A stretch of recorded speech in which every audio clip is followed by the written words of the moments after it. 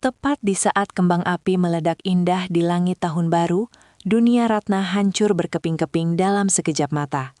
Alih-alih mendapatkan pelukan hangat, ia justru menemukan bukti pengkhianatan keji antara Bagas, suaminya yang sangat ia cintai, dengan Jelita, bos wanita yang penuh kuasa. Namun, ini bukan sekedar skandal asmara biasa. Sebuah dokumen rahasia mengungkap rencana busuk mereka untuk merampas seluruh harta warisan orang tua Ratna demi ambisi jabatan. Di tengah kehancuran itu, muncul sosok Saka, pria misterius yang dingin, namun memberikan kunci bagi Ratna untuk membalikan keadaan.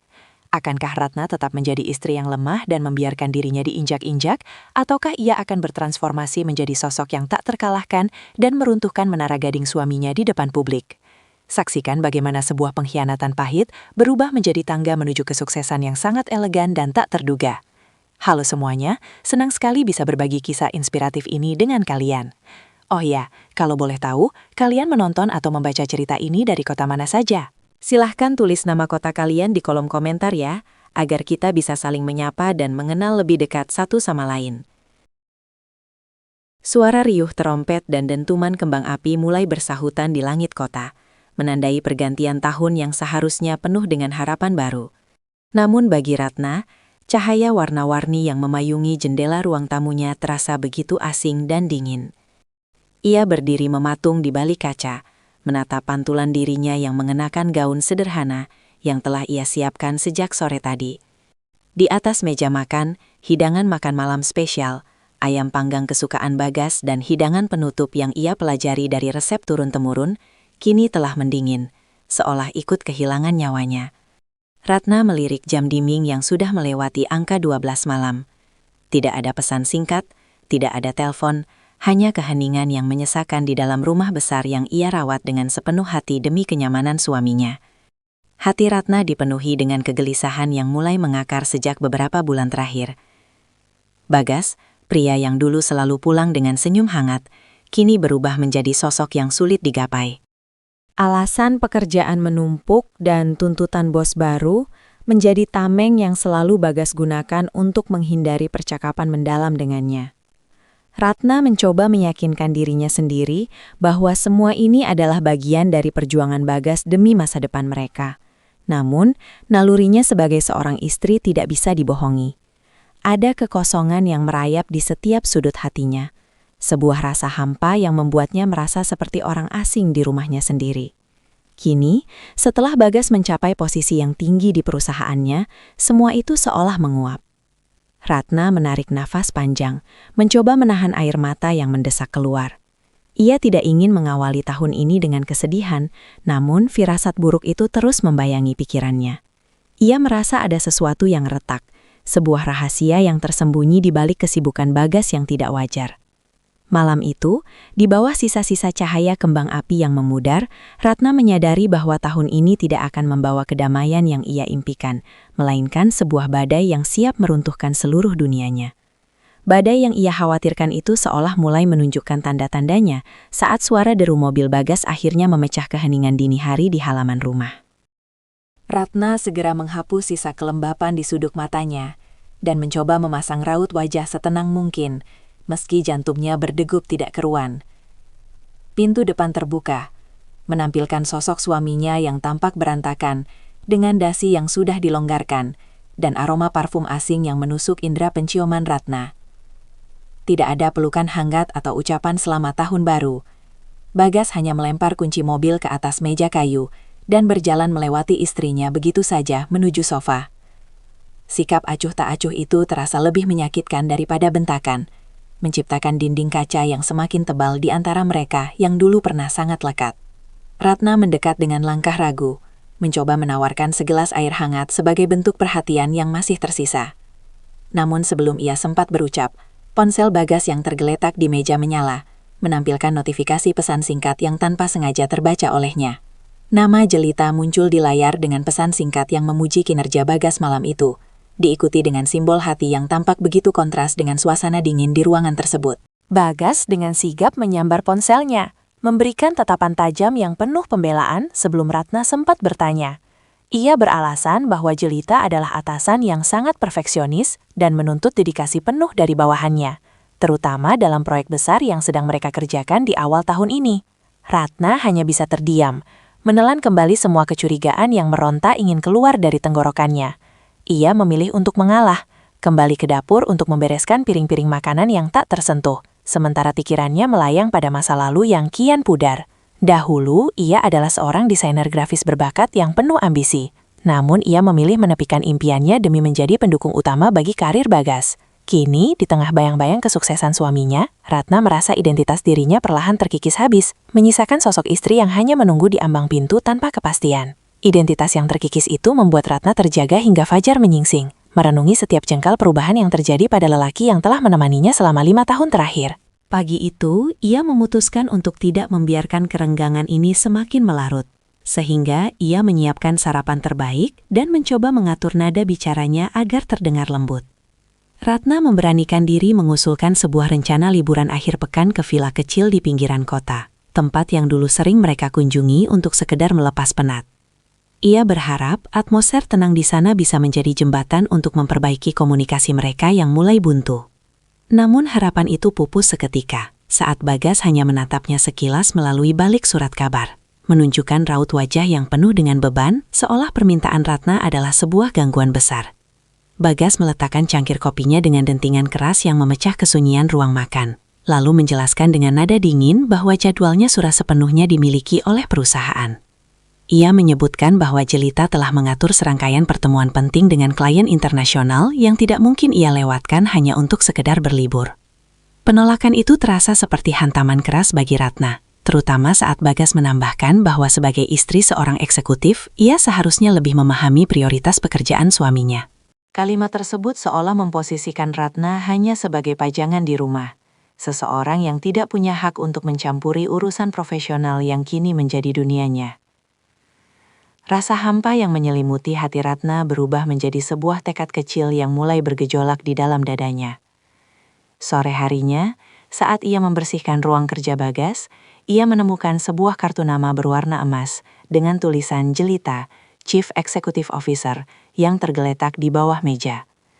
Kartu itu memiliki aroma yang sama dengan parfum yang ia cium di kemeja Bagas malam sebelumnya. Sebuah aroma mawar hitam yang elegan namun misterius. Ratna menyentuh permukaan kartu yang licin itu dengan jemari yang bergetar, menyadari bahwa sosok Jelita bukan sekadar atasan biasa, melainkan pusat dari segala perubahan sikap Bagas. Pertanyaan tentang martabat yang mulai ia ragukan itu kian menghantui, terutama ketika sebuah mobil kurir berhenti di depan pagar rumah keesokan harinya. Seorang petugas menyerahkan sebuah kotak beludru merah berukuran kecil yang dibungkus dengan pita sutra berwarna senada, ditujukan secara spesifik untuk suaminya. Ratna membawanya masuk dengan tangan yang terasa dingin, dilingkupi rasa ingin tahu yang tak terbendung, hingga akhirnya ia memutuskan untuk membuka kemasan tersebut.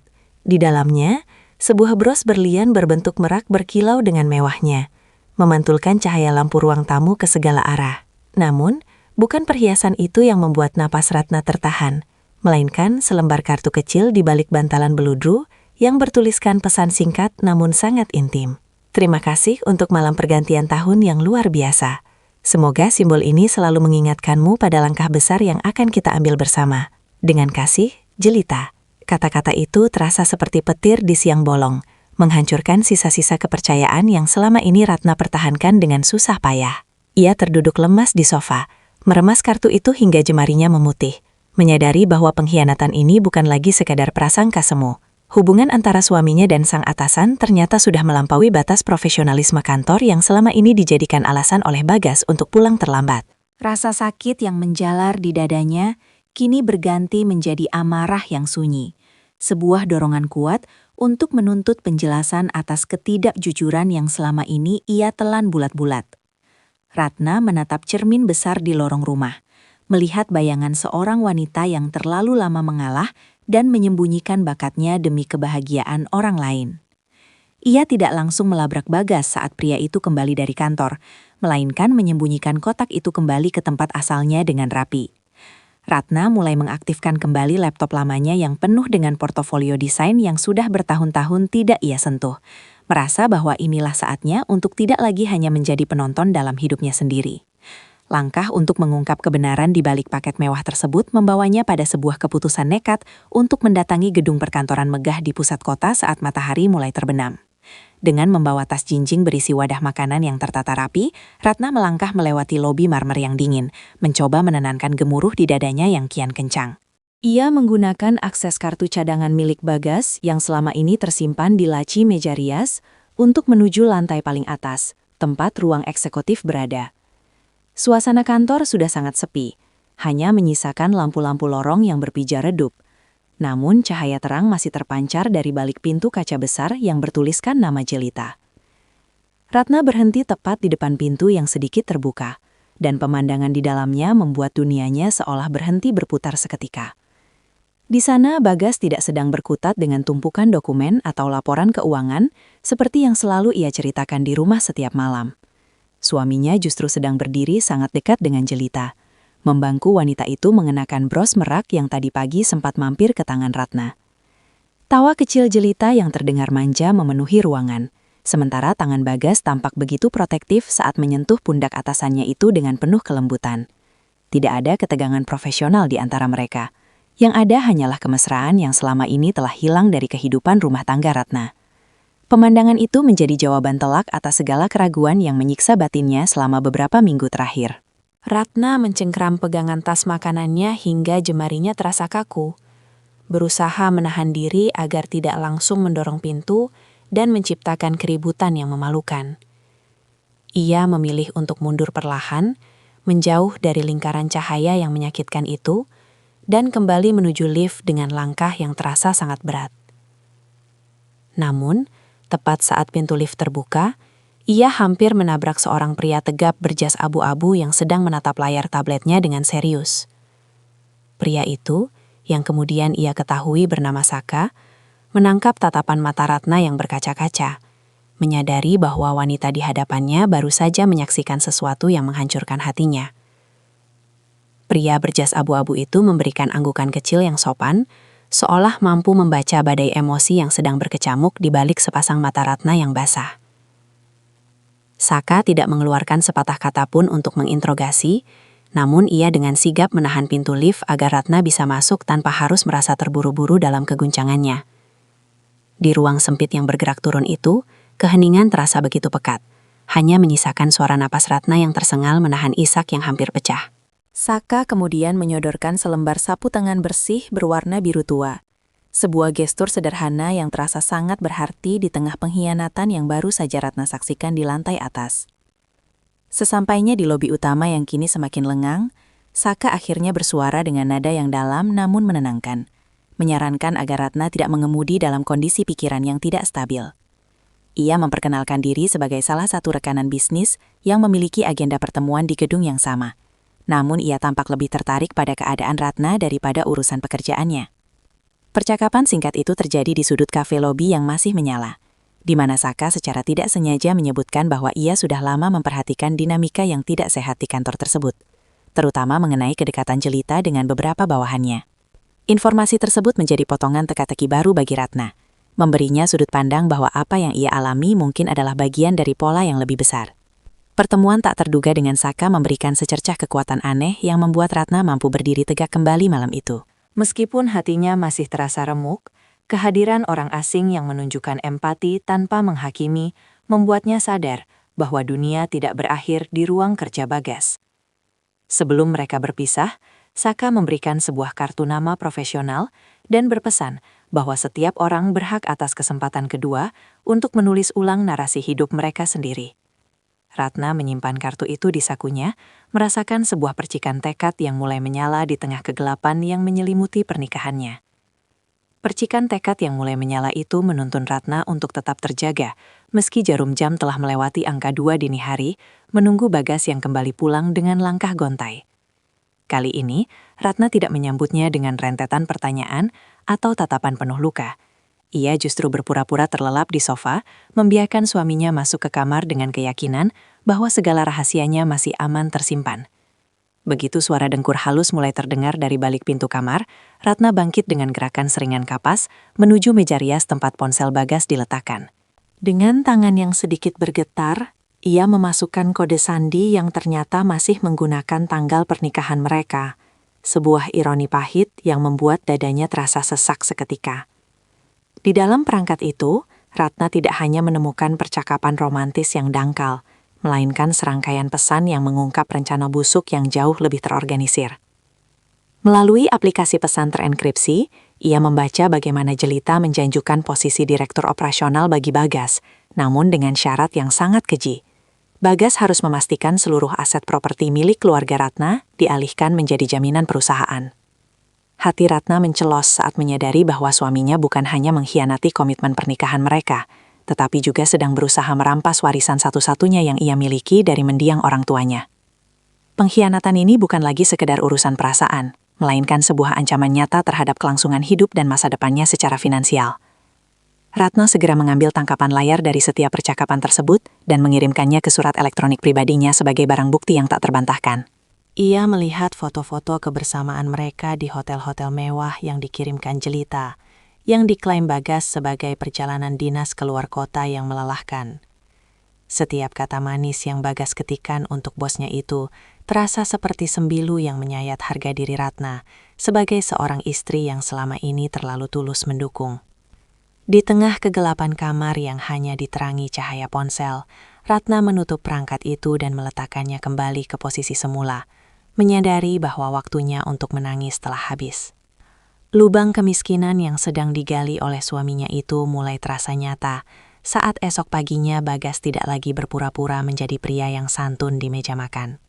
Sambil mengancingkan manset ke meja mahalnya, ia menatap Ratna dengan sorot mata merendahkan, seolah keberadaan istrinya di sana hanyalah beban yang menghambat langkah besarnya. Ketika Ratna mencoba menyinggung soal dokumen properti keluarga yang mendadak hilang dari lemari arsip, Bagas justru menanggapi dengan tawa sinis yang belum pernah terdengar sebelumnya. Ia melontarkan kata-kata pedas yang menyebut bahwa Ratna hanyalah seorang wanita rumahan yang tidak mengerti cara kerja dunia bisnis modern dan sudah sepatutnya menyerahkan segala urusan finansial kepada dirinya yang lebih kompeten. Perubahan sikap yang drastis ini menjadi bukti bahwa topeng kesabaran Bagas telah retak sepenuhnya karena merasa posisinya sudah berada di atas angin berkat perlindungan Jelita. Ia bahkan tidak segan-segan mengatakan bahwa tanpa bantuannya, Ratna tidak akan bisa menikmati fasilitas hidup mewah yang selama ini menyertainya, seakan melupakan bahwa separuh dari kesuksesannya berasal dari pengorbanan karir istrinya sendiri. Setiap kalimat yang keluar dari mulut Bagas dirancang untuk meruntuhkan rasa percaya diri Ratna, membuatnya merasa kecil dan tidak berdaya, agar tidak berani melakukan perlawanan. Ratna hanya terdiam sambil menggenggam pinggiran meja, merekam setiap hinaan itu di dalam ingatannya sebagai bahan bakar untuk bangkit dari keterpurukan ini. Keangkuhan Bagas mencapai puncaknya ketika ia dengan sengaja meninggalkan ponselnya dalam keadaan terbuka di hadapan Ratna, memamerkan foto dirinya yang sedang bersulang dengan Jelita di sebuah restoran eksklusif. Seolah ingin menegaskan bahwa ia tidak lagi butuh bersembunyi, Bagas melangkah keluar rumah dengan langkah tegap, meninggalkan Ratna dalam kesunyian yang mencekam. Namun, di balik diamnya, Ratna justru sedang merajut kekuatan baru. Ia menyadari bahwa kerendah hatian yang selama ini ia tunjukkan hanya dianggap sebagai kelemahan oleh suaminya. Kini, dengan bukti pengalihan aset yang sudah ia amankan sebelumnya, Ratna bersiap untuk membalikkan keadaan. Taring tajam yang mulai tumbuh itu membawa jemari Ratna meraih kembali kartu nama pemberian Saka yang tersimpan rapi di dalam saku mantelnya. Dengan sisa-sisa keberanian yang ia kumpulkan, ia menghubungi nomor tersebut, berharap ada secercah peluang di tengah kemelut yang sedang menghimpitnya. Suara Saka di seberang telepon terdengar tenang namun tegas, seolah ia memang telah menunggu kabar dari wanita yang ia temui di lobi malam itu. Tanpa banyak basa-basi, Saka menawarkan sebuah proyek desain identitas merek untuk sebuah perusahaan teknologi rintisan yang sedang dikembangkannya secara rahasia. Ia menginginkan sentuhan visual yang elegan namun kuat, sesuatu yang menurut instingnya hanya bisa dihasilkan oleh seseorang yang sedang berjuang menemukan kembali jati dirinya seperti Ratna. Ratna menerima tawaran tersebut dengan syarat bahwa identitasnya harus tetap menjadi rahasia. Sebuah langkah strategis untuk membangun kekuatan tanpa terdeteksi oleh radar Bagas maupun Jelita. Saka menyetujui kesepakatan itu dan memberikannya akses ke sebuah studio kecil yang tenang, jauh dari jangkauan keramaian kantor pusat yang penuh intrik. Di ruang itulah, Ratna seolah lahir kembali. Ia menghabiskan waktu berjam-jam di depan layar komputer, menggoreskan kreativitas yang selama ini terkubur di bawah bayang-bayang urusan domestik. Setiap elemen desain yang ia ciptakan adalah representasi dari rasa sakit, harapan, dan tekadnya untuk merdeka dari belenggu pernikahan yang kini terasa seperti penjara. Saka yang sering memantau perkembangan pekerjaan tersebut, mulai menyadari bahwa bakat Ratna jauh melampaui apa yang ia duga sebelumnya. Ia tidak hanya memberikan arahan profesional, tetapi juga memberikan wawasan tentang bagaimana Jelita menjalankan roda bisnisnya dengan cara-cara yang seringkali menyudutkan pihak lain. Informasi ini menjadi amunisi berharga bagi Ratna untuk memetakan kelemahan lawannya sambil terus mengasah kemampuan teknisnya yang sempat tumpul. Di tengah proses kreatif itu, Ratna mulai merasakan kembali kepercayaan dirinya yang sempat hilang dihancurkan oleh kata-kata kasar Bagas. Ia kini bukan lagi sekadar istri yang menunggu di ambang pintu, melainkan seorang profesional yang sedang membangun fondasi bagi kejayaan yang akan ia rebut kembali di masa depan. Fondasi bagi kejayaan yang sedang ia bangun itu mendapatkan ujian terberatnya ketika Ratna tanpa sengaja menemukan sebuah map plastik di bagasi mobil Bagas saat ia hendak mengambil barang belanjaan. Di dalam map tersebut terselip draft akta hibah yang sudah dipalsukan tanda tangannya. Sebuah dokumen yang jika dilegalkan akan membuat seluruh tanah warisan orang tuanya berpindah tangan ke perusahaan cangkang milik Jelita. Jantung Ratna berdegup kencang, menyadari betapa jahatnya skenario yang disusun oleh pria yang pernah ia cintai itu demi memuaskan ambisi sang atasan. Penemuan ini menjadi bukti pamungkas bahwa Bagas tidak hanya sedang bermain api dalam hal asmara, tetapi juga sudah melangkah jauh ke ranah tindakan yang melanggar hukum untuk mengamankan posisinya. Bukannya panik, Ratna justru merasa sebuah ketenangan yang dingin merasuki jiwanya, sebuah fenomena psikologis di mana seseorang mencapai titik jenuh akan rasa takut. Ia segera memotret setiap lembar dokumen tersebut dan menyimpannya di folder rahasia yang terhubung dengan layanan awan, lalu mengembalikan map itu ke posisi semula seolah tidak pernah terjadi apa-apa. Ratna kemudian menghubungi seorang konsultan hukum kenalan lamanya untuk berkonsultasi mengenai keabsahan tanda tangan yang dipalsukan tersebut, serta cara untuk membekukan asetnya secara diam-diam.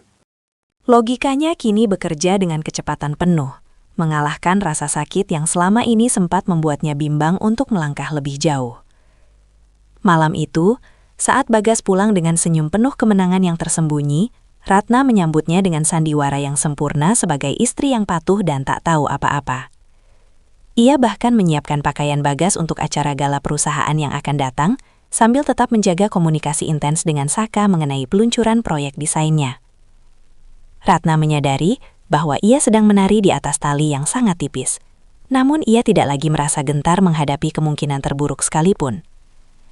Dengan strategi yang sudah matang dan bukti-bukti yang sangat kuat di tangan, ia hanya perlu menunggu waktu yang tepat untuk menjatuhkan bom yang akan menghancurkan menara gading yang dibangun Bagas dan Jelita.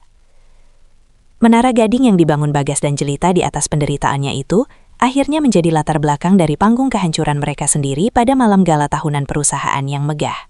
Ratna tiba di gedung pertemuan dengan penampilan yang sama sekali tidak terduga. Ia mengenakan gaun malam berwarna biru safir yang anggun, memancarkan aura keberanian yang selama ini ia sembunyikan di balik daster rumah tangga. Kehadirannya yang mendadak tanpa pemberitahuan sebelumnya membuat wajah Bagas memucat seketika di tengah obrolan akrabnya dengan para petinggi kantor.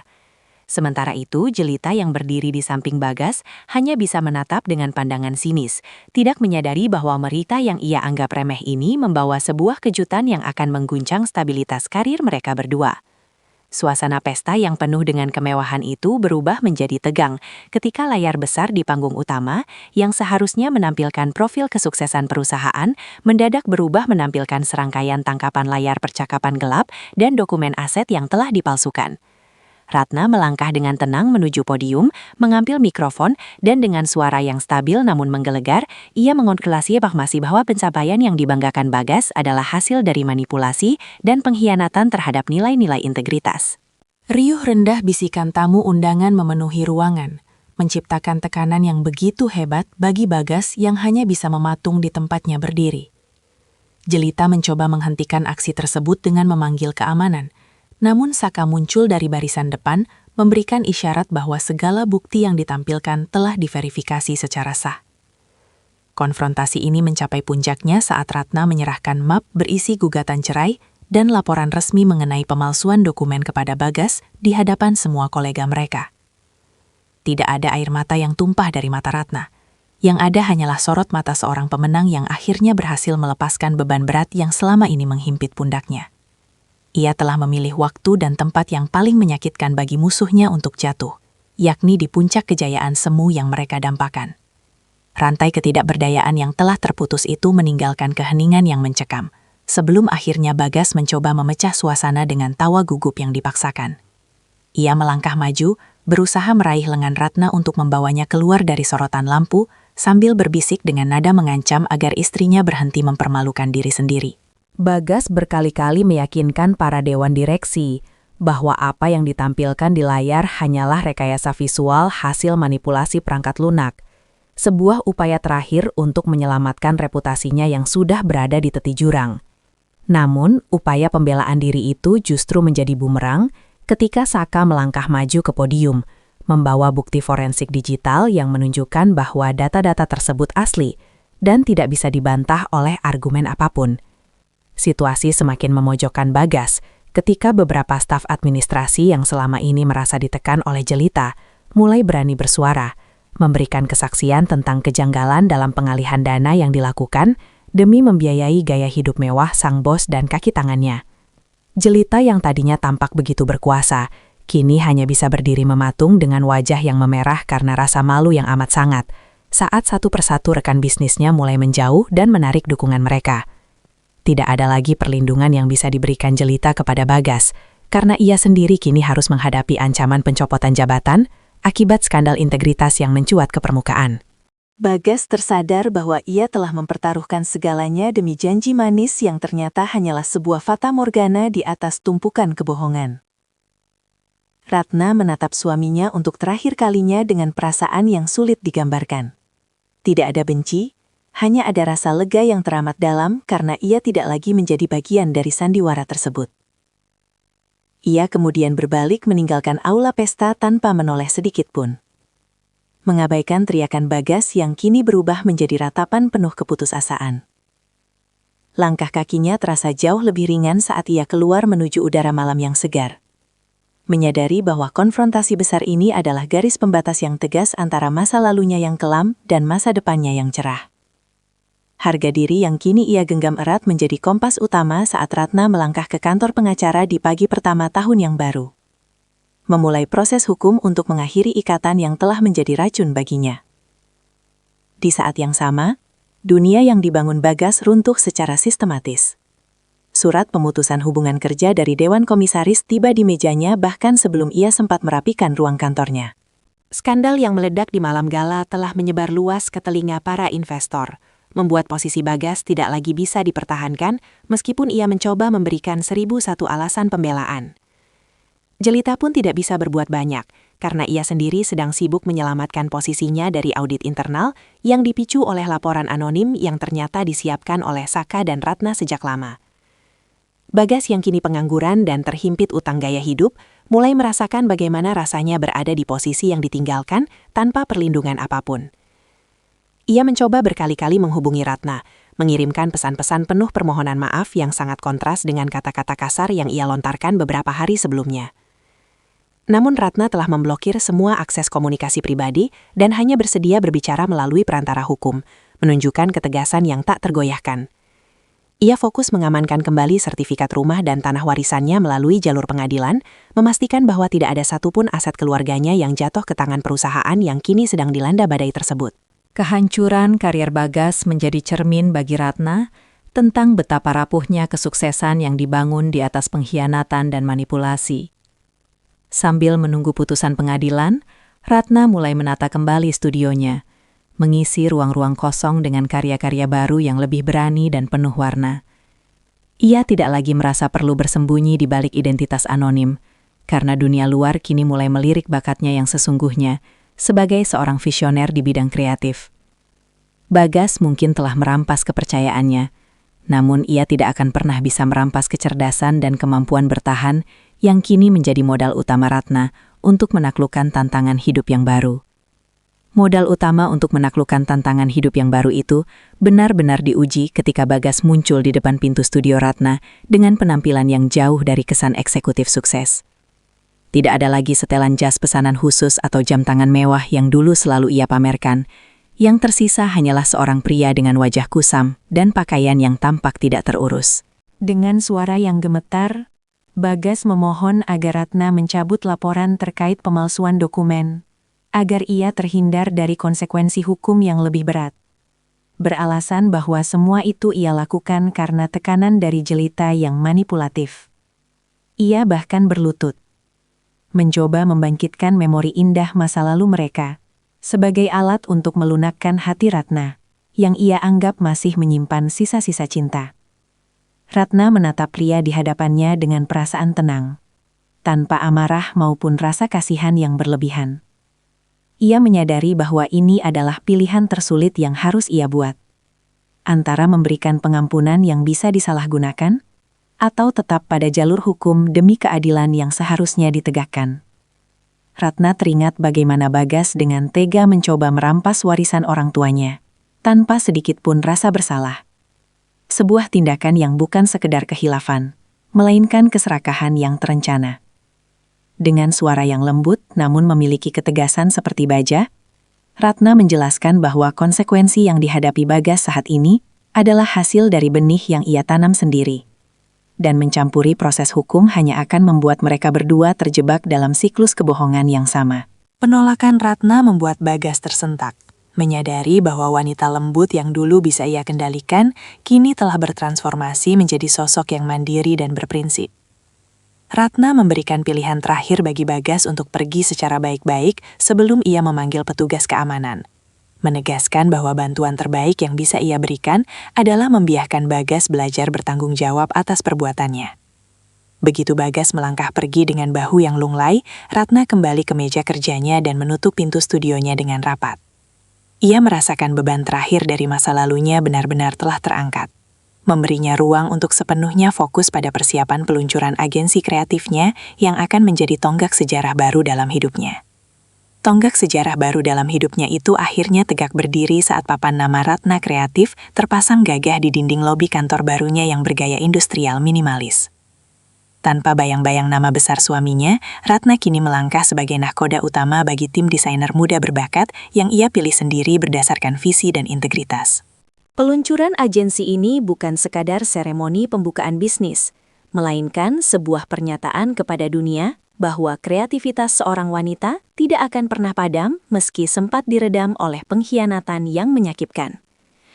Di hari pertama operasionalnya, ia tidak lagi menunggu telepon dari Bagas, melainkan sibuk mengkoordinasikan papan visi untuk sebuah kampanye besar yang akan menentukan masa depan perusahaannya. Kesempatan emas itu datang melalui sebuah tender tertutup untuk merancang ulang identitas visual Konsorsium Pariwisata Nasional, sebuah proyek prestisius yang diincar oleh banyak agensi besar di ibu kota. Ratna menyadari bahwa ini adalah pertaruhan besar. Ia harus bersaing dengan perusahaan-perusahaan mapan, termasuk agensi yang kini sedang berusaha diselamatkan oleh jelita dengan segala cara yang tersisa.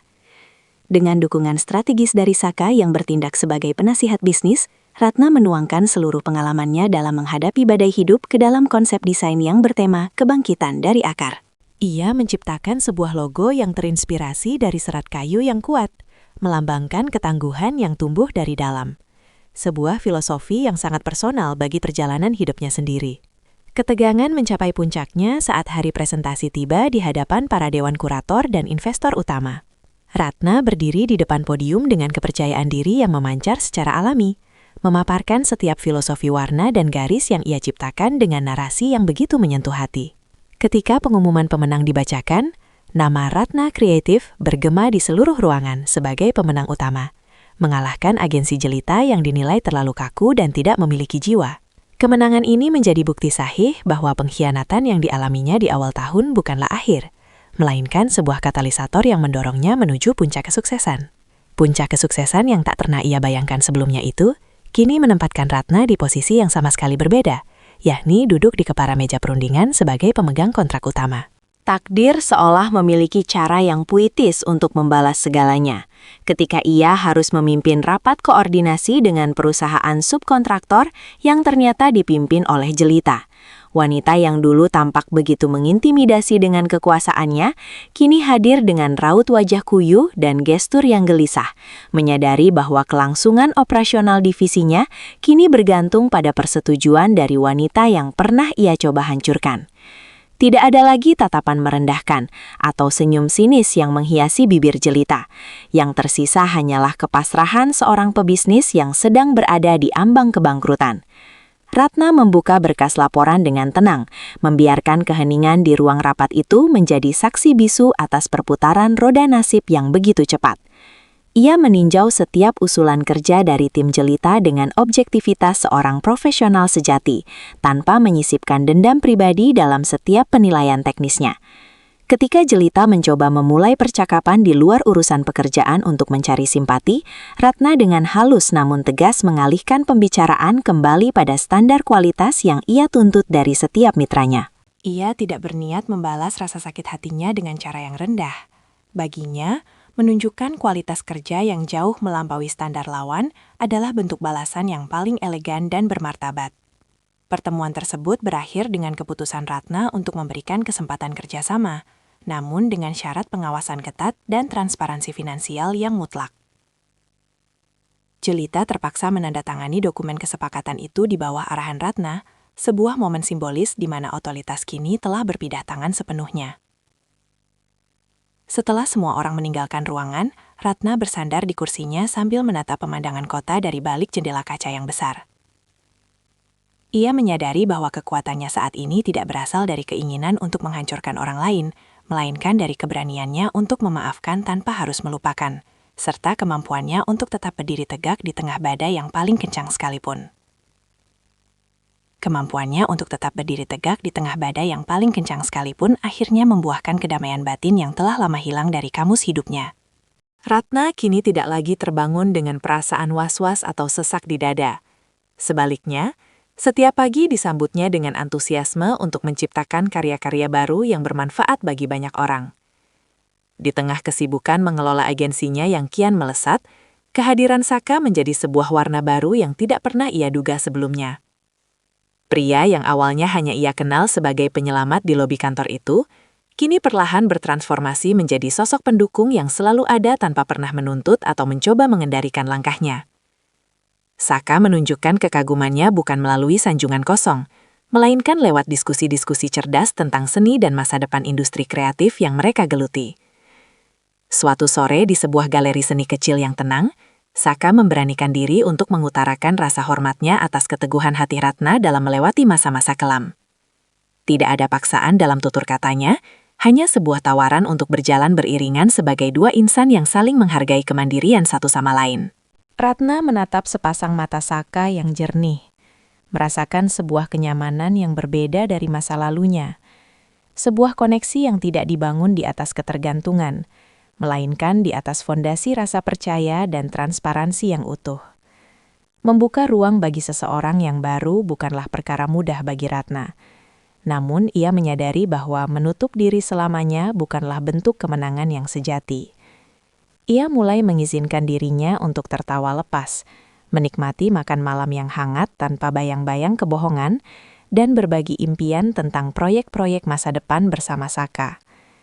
Hubungan yang mulai tumbuh ini menjadi penutup luka yang sempurna, membuktikan bahwa setelah pengkhianatan yang menghancurkan, masih ada cinta yang sehat dan memberdayakan. Ratna memahami bahwa kebahagiaannya kini tidak lagi ditentukan oleh siapa yang mendampinginya, melainkan oleh kemampuannya untuk mencintai dirinya sendiri terlebih dahulu sebelum membagi kasih itu kepada orang lain. Membagi kasih kepada orang lain kini terasa jauh lebih bermakna, karena Ratna melakukannya dari posisi yang utuh, bukan dari kepingan hati yang mencoba mencari pelarian. Kesadaran ini membawanya pada sebuah refleksi mendalam tentang makna pengkhianatan yang ia alami setahun silam, yang kini ia lihat bukan sebagai kutukan, melainkan sebagai sebuah pembersihan besar-besaran dalam hidupnya. Ia mulai menyusun sebuah narasi perjalanan hidupnya untuk dibagikan dalam sebuah konferensi pemberdayaan wanita, di mana ia ingin menekankan bahwa nilai seorang manusia tidak ditentukan oleh pengakuan pasangannya, melainkan oleh integritas yang ia pegang teguh. Ratna menyadari bahwa jika Bagas tidak pernah pergi dan tidak pernah berkhianat, mungkin ia masih akan menjadi wanita yang sama, terjebak dalam rutinitas yang mematikan bakatnya demi kenyamanan orang lain. Perjalanan ini mengajarkannya bahwa luka seringkali menjadi pintu masuk bagi cahaya kekuatan yang baru.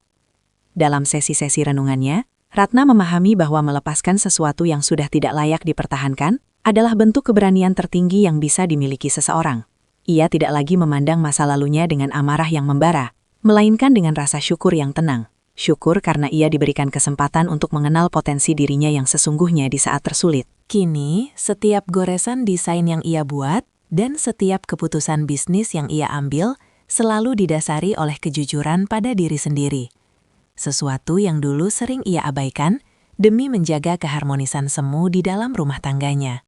Ratna juga belajar bahwa kesuksesan yang paling memuaskan bukanlah tentang seberapa banyak harta yang berhasil ia kumpulkan kembali, melainkan seberapa besar pengaruh positif yang bisa ia berikan kepada lingkungan sekitarnya.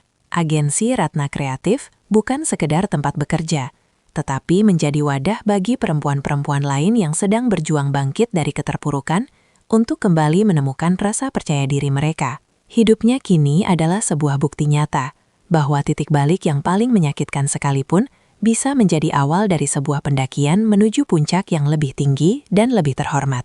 Puncak yang lebih tinggi dan lebih terhormat itu kini ia gunakan sebagai mimbar untuk menyuarakan pentingnya kemandirian bagi kaum wanita melalui rangkaian seminar bertajuk Merajut Kembali Identitas. Di depan ratusan peserta yang memenuhi aula, Ratna berdiri dengan anggun, tidak lagi sebagai korban pengkhianatan, melainkan sebagai mentor yang memberikan inspirasi tentang bagaimana cara menjaga kedaulatan mental dan finansial. Ia berbagi pengalaman tentang betapa krusialnya memiliki tabungan rahasia, berupa keahlian dan pengetahuan, agar ketika badai kehidupan datang menerjang, seseorang tidak akan kehilangan arah atau identitas dirinya. Suaranya yang tenang namun penuh penekanan merasuk ke dalam sanubari para pendengarnya, memberikan harapan bagi mereka yang mungkin sedang berada di posisi yang sama seperti dirinya setahun lalu. Dalam salah satu sesi tanya-jawab, seorang peserta bertanya tentang cara memaafkan tanpa harus merasa kalah. Ratna tersenyum tipis, sebuah ekspresi yang memancarkan kedamaian sejati, lalu menjelaskan bahwa memaafkan adalah cara terbaik untuk memutus tali yang mengikat kita dengan masa lalu yang kelam. Ia menekankan bahwa pengampunan tidak berarti memberikan kesempatan kedua kepada pelaku untuk menyakiti kembali, melainkan memberikan kesempatan kepada diri sendiri untuk melangkah tanpa beban kebencian yang menyesakan. Baginya, kesuksesan finansial adalah bonus. Namun keberhasilan untuk tetap memiliki hati yang bersih di tengah dunia yang penuh intrik adalah pencapaian yang jauh lebih mulia dan abadi. Kegiatan seminar ini juga menjadi jembatan bagi Ratna Kreatif untuk menjalin kolaborasi dengan berbagai yayasan sosial yang fokus pada pengembangan ekonomi kreatif bagi perempuan di pelosok. Ratna tidak hanya memberikan materi di atas panggung, tetapi juga membuka akses modal dan pelatihan teknis bagi mereka yang memiliki potensi, namun terbatas oleh keadaan. Saka, yang selalu hadir di barisan bangku penonton, menatap Ratna dengan kebanggaan yang tak terlukiskan, menyadari bahwa wanita ini telah melampaui proses pemulihan dan kini sedang dalam fase memberdayakan sesama. Di bawah sorot lampu panggung yang terang, Ratna merasakan kepuasan yang belum pernah ia alami sebelumnya. Madu kebermanfaatan bagi banyak orang itu akhirnya membawa Ratna kembali pada sebuah malam yang sangat familiar, namun dengan perasaan yang sepenuhnya berbeda. Tepat 1 tahun setelah dunianya runtuh, ia berdiri di balkon kantor barunya yang menghadap ke arah langit kota yang mulai diterangi oleh percikan kembang api. Jika setahun lalu ia berdiri dalam kegelapan ruang tamu sambil meratapi makanan yang mendingin, kini ia berdiri dalam balutan kebanggaan atas dirinya sendiri, ditemani oleh riuh rendah tawa timnya yang sedang merayakan kesuksesan agensi di ruang tengah. Angin malam yang berembus tidak lagi terasa dingin menusuk, melainkan sejuk menyegarkan, seolah membawa pesan bahwa musim dingin dalam hidupnya telah resmi berakhir. Saka melangkah mendekat, memberikan sebuah kotak kecil yang ternyata berisi sebuah pena berukir nama Ratna, sebuah simbol untuk terus menuliskan narasi hidupnya sendiri tanpa membiarkan orang lain memegang tintanya. Ratna menerima hadiah itu dengan senyuman tulus, menyadari bahwa dukungan yang sehat adalah yang memberikan ruang untuk tumbuh, bukan yang mengekang dengan manipulasi. Dari kejauhan, ia sempat mendengar kabar bahwa Bagas kini sedang berjuang merintis hidup dari titik terendah di kota kecil, sementara Jelita harus kehilangan kredibilitasnya di dunia bisnis. Namun, semua berita itu tidak lagi memicu dendam di hati Ratna. Ia telah melepaskan mereka sepenuhnya bersama dengan debu-debu masa lalu yang tertiup angin malam. Saat dentuman kembang api mencapai puncaknya di langit malam, Ratna memejamkan mata sejenak dan membisikkan doa syukur yang mendalam. Pesan moral dari perjalanannya terasa begitu nyata, bahwa pengkhianatan dari orang yang paling kita cintai memang bisa menghancurkan hati, namun ia tidak memiliki kuasa untuk menghancurkan masa depan, kecuali jika kita mengizinkannya. Kesetiaan yang paling utama adalah kesetiaan pada diri sendiri dan nilai-nilai kejujuran yang kita anut. Ratna membuka matanya, menatap cakrawala yang terang benderang, dan menyadari bahwa setiap akhir yang menyakitkan hanyalah sebuah samaran dari awal yang jauh lebih indah. Tahun ini bukan lagi tentang bertahan hidup, melainkan tentang merayakan kemenangan atas diri sendiri yang telah berhasil bangkit dari abu kehancuran menjadi sosok yang bercahaya.